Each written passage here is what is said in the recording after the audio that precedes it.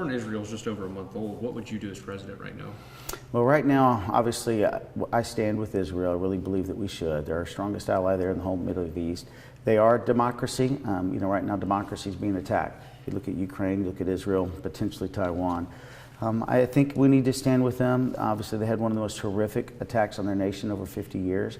That said, I've always said from the very beginning that it's very important for Benjamin Netanyahu to lead Israel, I think in a way where they're protecting their people, they're getting rid of Hamas, but at the same time, he's got to show a strong diplomatic effort to make sure that there's a difference between the Palestinians and Hamas. Hamas is a terrorist organization that's committed on the destruction of Israel, but not every Palestinian is that way. Not everybody in Gaza is that way. And I think we need to really encourage Benjamin Netanyahu to show humanitarian care, make sure he's leading, communicating that across the globe. And that's the way that I would encourage him to do that and provide help where needed.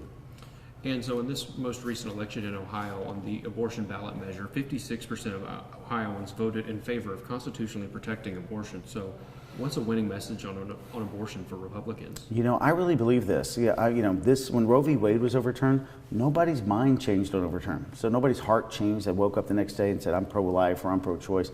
If you were that beforehand, you were that afterwards. Now every state is making their decision. It's a state's choice. And so Ohio chose what they wanted to do. I think that's the right thing right now. Now, I'm pro-life. What I would be in favor of is the Republican Party leading an effort to help really show young women at a time of distress, one of the greatest moments of distress of their life, an unplanned pregnancy, that we care more. I would really try and lead the narrative that if abortions are happening due to financial concerns, that those are taken care of, obviously through churches and charities and other organizations, letting people know that we care. And then obviously I want to start an adoption movement, making adoption more affordable and accessible. We adopted our 5th child, and even 10 years ago, it was probably $25,000, $30,000. So it's very expensive, needs to be more accessible. And I think as we do that with the foster care system as well, prove that we can change the culture and conversation of life. And that's the way I want to lead it. And over time, let states make their decision. And so you came out against the Summit Carbon Solutions pipeline, and a lot of the issues with this lay at the state. So what could you do as president? Well, right now the Green New Deal, when we came up with carbon capture, they started adding more money to it. So I think they changed the amount of payment to $85 per metric ton. It's not like I'm just totally against Summit. What I'm against is government money creating industries. And so I have not seen, a private use for this, a public use. This seems to be for private use. And the Fifth Amendment's pretty strong in protecting landowners' rights against using eminent domain for private use. It should only be for public use. So there's arguments there, but I don't see it being for public use. And for that reason, I've got to stand for the Constitution. But if somebody wants to sell their property to Summit or somebody else, I think they can do that, but they should not be allowed to use eminent domain in that regard. That said, as president, I wouldn't keep spending money on that. I haven't seen the relevant need for carbon capture. I know it may do some things, but the research is not evident to me in any clear way that it's truly needed. And Iowa HHS reports show that there's only 676 staffed inpatient psychiatric beds in the entire state. So what could you do to help increase access to mental health care? Well, right now this is a state issue. I think this is one of the leadership issues. We start talking about everything legislative-wise that a president would do.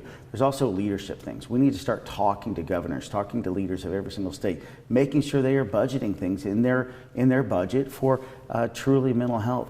Almost every state's the same way. Everywhere I go, people are talking about we don't have the care that we used to have.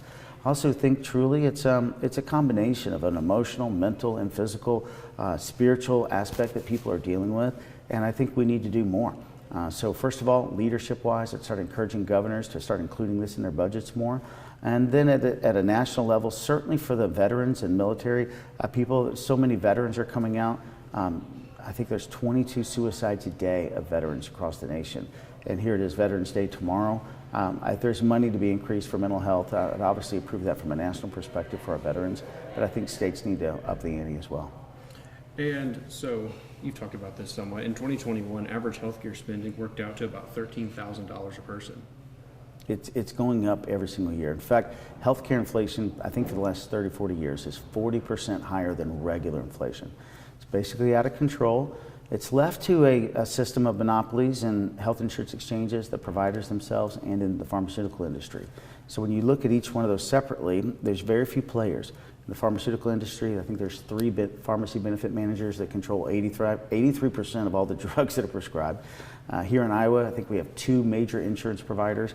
So we need competition. You need price transparency. I would start doing some things and start creating an environment where the consumer's back in charge, where they have the ability to shop, where small companies can join together with all other small organizations and associations so they can compete with larger ones, and actually create health savings accounts and expand that role again in shopping, and treat insurance like we do with car insurance. You can change it, you can shop for it.